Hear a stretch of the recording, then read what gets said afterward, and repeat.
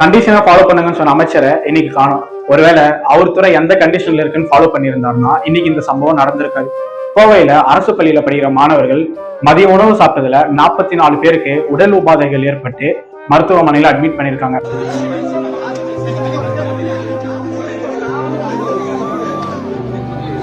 முக்கியமா இதுல கவனிக்க வேண்டிய விஷயம் என்னன்னா, அவங்க எல்லாரும் அரசு பள்ளியோட மாணவர்கள்.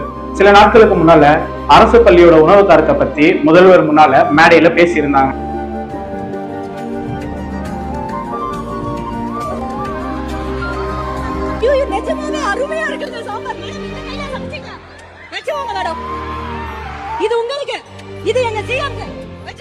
கோவையில் மாநகராட்சி பள்ளியில் வழங்கப்பட்ட மதிய உணவில் பள்ளி விடுதலாக கூறப்படும் நிலையில் வாந்தி மயக்கம் ஏற்பட்ட 42 மாணவர்கள் மருத்துவக் கல்லூரி மருத்துவமனையில் சிகிச்சைக்காக அனுமதிக்கப்பட்டுள்ளனர்.